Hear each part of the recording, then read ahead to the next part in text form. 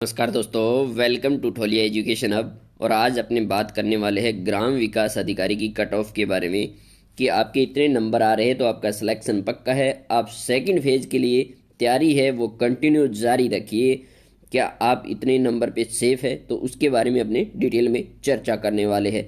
तो सबसे पहले मैं आपको बता देता हूँ कि पिछली बार की जो कट ऑफ है वो कितनी गई थी। पिछली बार की कट ऑफ अगर देखी जाए तो पिछली बार की कट ऑफ है वो बहुत कम गई थी और उसी के लेवल का अब की बार पेपर आया है। यानी पिछली बार आपकी कट ऑफ गई थी वो 42%। तो यानी उसी के लेवल का पेपर है। तो आपके उसके अकॉर्डिंग ही उसी से कंपटीशन थोड़ा सा बढ़ा है।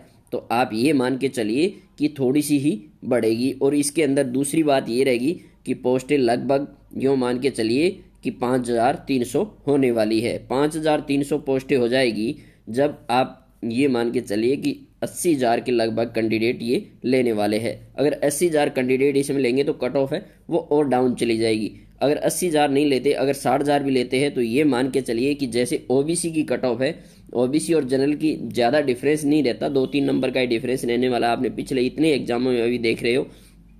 तो जैसे पिछले एग्जामों में ये मल्टीप्लाई में जब 15 गुना पास करते हैं तो उसके अंदर कट ऑफ है वो बहुत ही लो रह रही है। तो आपकी कट ऑफ है इसके अंदर ये मान के चलिए कि जिसके 45 से 50 नंबर आ रहे हैं वो सेफ है बिल्कुल।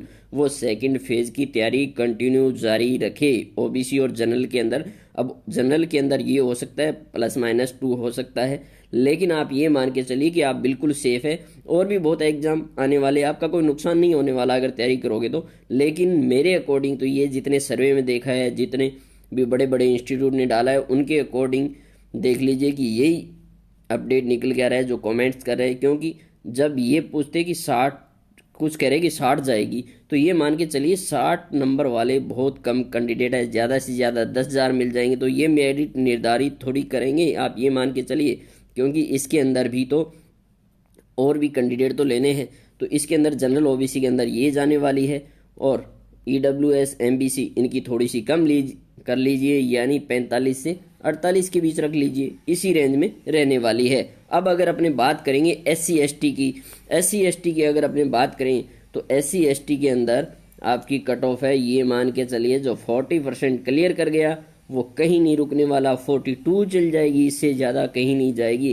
क्योंकि पेपर इतना टफ था। और इसके अकॉर्डिंग अगर देखा जाए तो 25 से 30 क्वेश्चन है, वो कोई भी कैंडिडेट को पूछ लो वो कह रहा है 25 से 30 तो मेरे को करेक्ट आ रहे हैं। उसके बाद मैंने तुक्के लगाए तो तुक्के कितने ही लग जाएंगे, 15, ज़्यादा से ज़्यादा 12-15, किसी के 20 लग जाएंगे तो 2-4 ऊपर चल जाएंगे।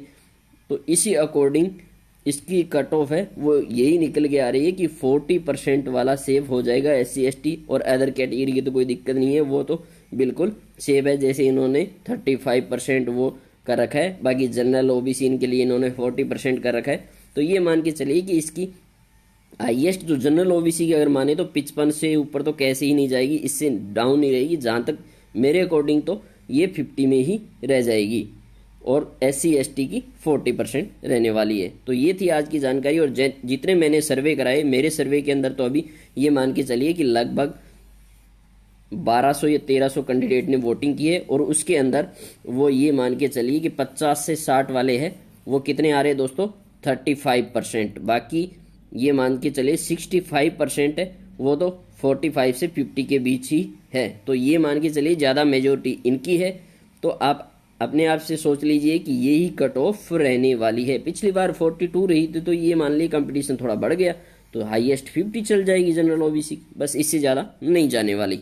तो हमारे द्वारा दी गई जानकारी कैसे लगी और कमेंट करके ज़रूर बताइए कि आपके कितने नंबर आ रहे हैं। और हमने जो कम्युनिटी में पोल डाल रखे है उसमें भी आप ज़रूर टिक कीजिएगा। हमारे द्वारा दी गई जानकारी कैसी लगी, वीडियो को लाइक शेयर कमेंट करके जरूर बताइए और चैनल को सब्सक्राइब करके बेल आइकन को जरूर प्रेस कर लीजिएगा। नेक्स्ट अपडेट आई तब तक के लिए जय हिंद, जय भारत, वंदे मातरम।